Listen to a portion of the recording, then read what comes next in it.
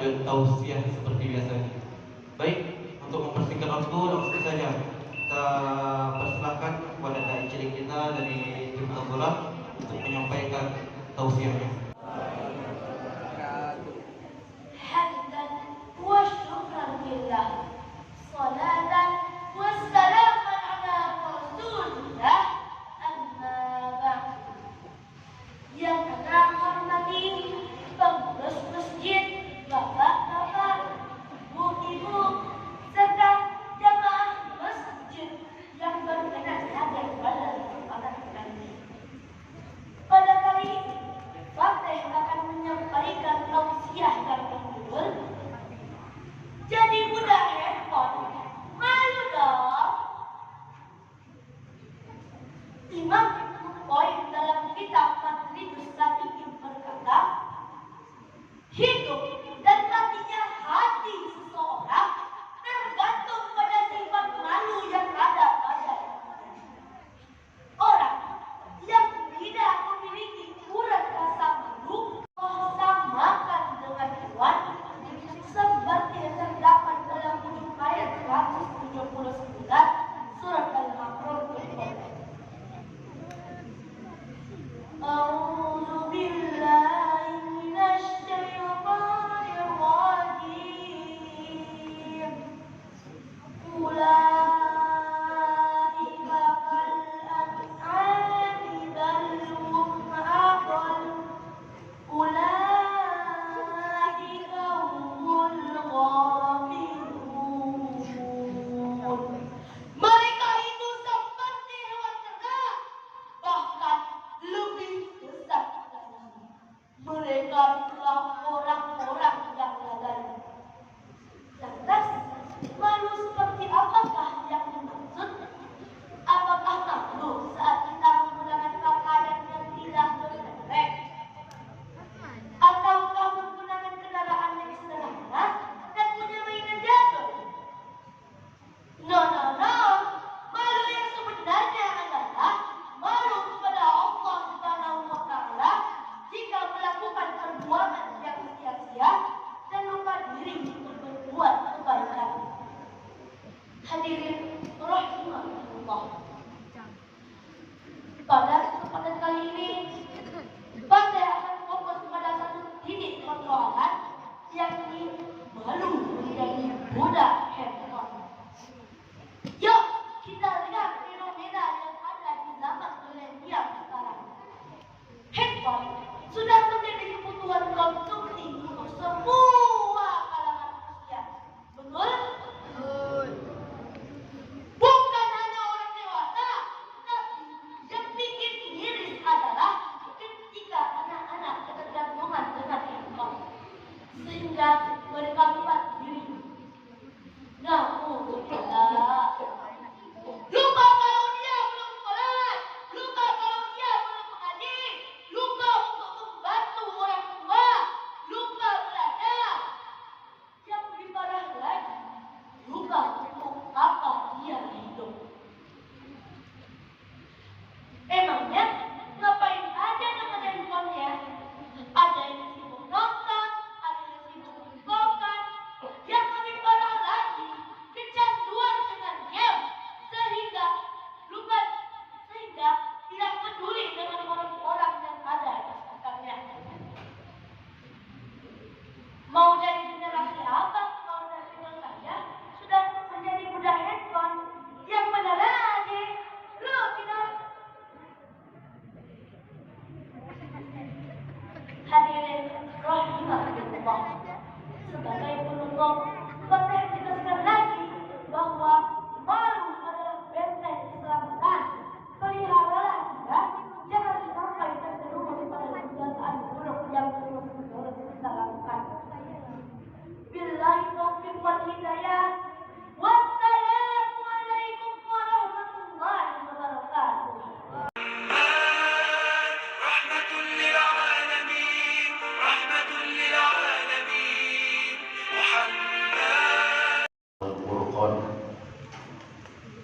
أشهد أن لا إله إلا الله وحده لا شريك له وأشهد أن محمدا عبده ورسوله لا نبي بعد أما بعد.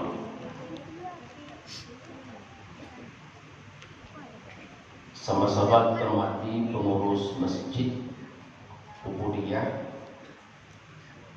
beserta panitia Ramadan, sama-sama terhormati Bapak Ketua RW, Ketua RT, tokoh masyarakat, alim ulama, jati pandai, orang tua kami di kampung, Bapak Ibu hadirin hadirat yang dirahmati Allah Subhanahu wa Ta'ala. Kembali kita bersyukur kepada Allah Subhanahu wa Ta'ala. Salawat dan salam kita sampaikan kepada Rasul sallallahu alaihi wasallam. Allahumma shalli ala Muhammad wa ala ali Muhammad. Bapak Ibu yang terhormat, pada malam yang keempat Ramadan ini, alhamdulillah sudah 3 hari melaksanakan amal ibadah puasa. Mudah-mudahan amal ibadah puasa kita diterima oleh Allah Subhanahu wa Ta'ala. Amin ya rabbal alamin. Bapak Ibu yang terhormat, kajian kita pada malam yang keempat ini adalah keutamaan mengkhatam Al-Quran. Hadirin, tema yang amat luar biasa yang diangkat pada malam yang keempat ini. Biasanya tema itu mengajak kita keutamaan membaca Al-Quran. Tapi tema ini diangkat pada malam hari ini ada dengan khatam Al-Quran. Apa artinya Pak Ustaz? Kalau makna khatam itu, karena itu diambil dalam bahasa Arab, khatama dengan terjemahannya adalah penutup, menutup, menyelesaikan. Jadi kalau seandainya adalah keutamaan dipangkal dengan khatam Al-Quran, biasanya lebih enaknya dengan fadilah khatam Al-Quran. Jadi kalau fadilah itu artinya juga keutamaannya orang yang mengkhatam Al-Quran. Pernah ini terjadi pada masa Anas bin Malik. Beliau mengkhatam Al-Quran, mengajak seluruh keluarganya untuk mengkhatam Quran. Ada simbol di situ, ada serana di situ. Serananya adalah cinta Allah kepada manusia. Bukankah Nabi mengatakan bahwa lisan yang terbaik itu adalah zikir dan baca Quran? Lisan yang paling indah itu, kata Nabi, adalah Rabbun min dzikrillah. Lisan yang paling indah itu, kata Nabi, adalah orang yang berzikir dan membaca Al-Quran. Tapi yang paling indah itu adalah orang yang membaca Al-Quran, mengamalkannya dan mendakwakannya. Itu amat luar biasa. Ada orang yang membaca Al-Quran biasa saja. Ada orang yang menerjemahkan Quran. Hari ini sudah Kota Kebaru, banyak orang yang sudah menerjemahkan Al-Quran. Sudah banyak nantinya pada majelis taklim yang Kota Kebaru sudah mulai hari ini untuk menghafal dan menerjemahkan Al-Quran. Tapi yang paling indah adalah orang yang menerjemahkan Al-Quran lalu mendakwakan Quran itu sendiri. Berapa orang yang pandai mendakwakan Quran? Hadirin, kita baca di pangkal lagi. Man qara'a Qur'ana. Ini kita baca ya. Man qara'a Qur'ana falahu hasanatun. Siapa orang yang membaca Al-Quran, berikan pahala padanya. Jadi hasanah itu dengan makna ajrah. Maka Allah berikan ujrah, upah. Kalau kasarnya upah, tapi berikan hasanah, berikan syri amsalihah, maka seumpamanya adalah Allah berikan dengan 10 kebajikannya. Fa'akulu maka aku mengatakan alif lam mim. Al-alifu harfun, al-lamu harfun, al-mimu harfun. Alif itu 1 huruf, lam itu 1 huruf, mim itu 1 huruf. Maka jumlahnya adalah 3 kali 10. Bacanya Allah berikan pahalanya adalah sudah 30 hasanah. Itu yang baca baru. Bapak Ibu hormat. Lalu apa sebenarnya keutamaannya lagi? Quran itu adalah kalamullah. Ijaz Al-Quran. Dan sebuah kajian, ya kalau ada kajiannya studi Al-Quran itu atau ulumul Quran, ada tema yang kecil itu, tema sub kajiannya adalah Ijazul Quran. Apa artinya mukjizat Al-Quran? Siapa yang membacanya berpahala? Dari Allah berpahala. Itu yang membaca. Nah, kenapa dia kalam Allah? Quran itu adalah kalam Allah dan bukan kalam Muhammad, kalam Allah. Yang munazzalatun ala Muhammad, yang Allah turunkan kepada Muhammad Rasulullah sallallahu alaihi wasallam. Karena dia adalah kalam Allah, berarti ijazul Quran. Jangan ditentang, jangan dilawan Quran itu. Kenapa dia kalam Allah? Bukan kalam manusia, kalamnya Allah. Tidak satu pun nantinya kalam Allah itu ditentang oleh siapapun. Tidak bisa dia. Kenapa dia kalam Allah? Kalau kalam manusia, bisa orang nantinya berdebat, berbeda pendapat, ikhtilaf. Maka dalam fikih namanya ikhtilaful ulama. Perbedaan berapa ulama? Silakan saja. Imam Syafi'i berbeda dengan Abu Hanifah. Silakan. Ikhtilaful ulama. Kenapa dia? Fuqaha, ijtihad, istimewa hukumnya.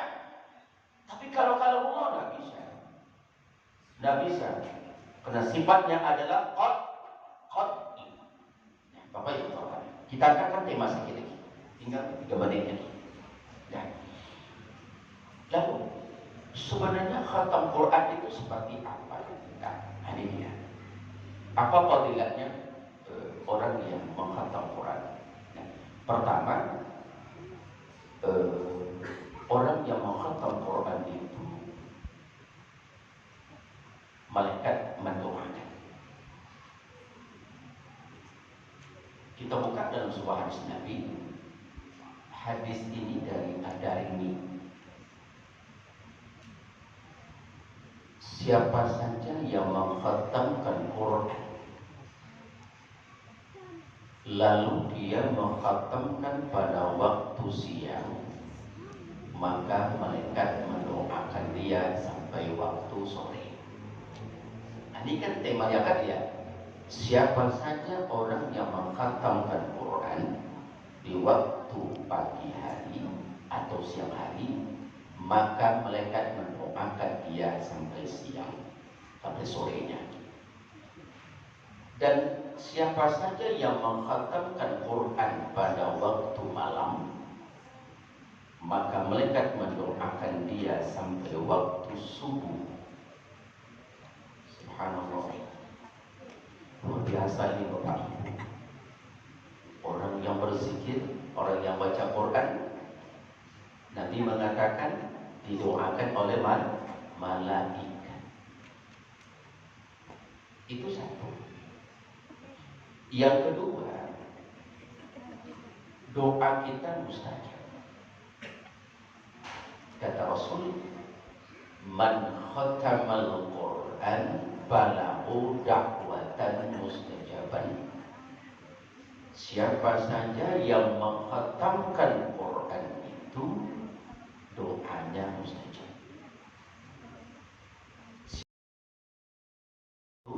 Doanya mustajab. Subhanallah. Ini Ramadan ini Bapak Ibu. Ini Ramadan ini. Bulan Ramadan ada bulan Quran. Nah, yang ketiga adalah orang yang mengkhatamkan Quran dan orang yang membaca Al-Quran mendapat syafaat dari Allah. Kita buka hadis Nabi.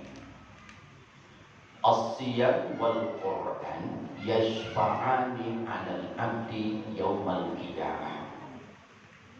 Orang yang berpuasa dan orang yang membaca Al-Quran yashfa'ani, kedua akan memberikan syafaat lil 'abdi kepada hamba yaumal qiyamah, pada hari kiamat.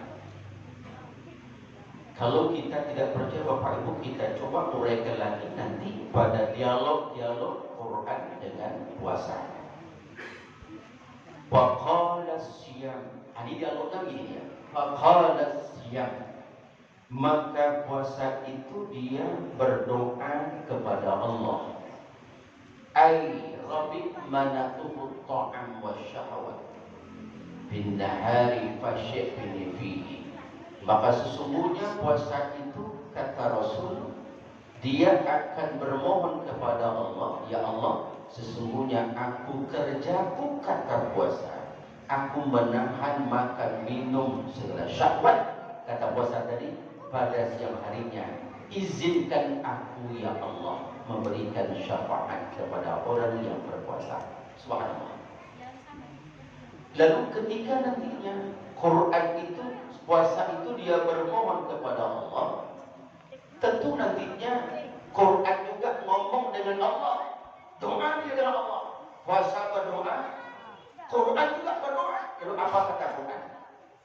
Faqadal Quran, Quran berdoa, ay rabbi manatuhu yidnabi yawmin lain fasyi'ni bihi. Ya Allah, sesungguhnya Quran pula ngomong kepada Allah. Puasa sudah ngomong, dia berdoa kepada Allah, maka nantinya yang namanya Quran juga berdoa kepada Allah.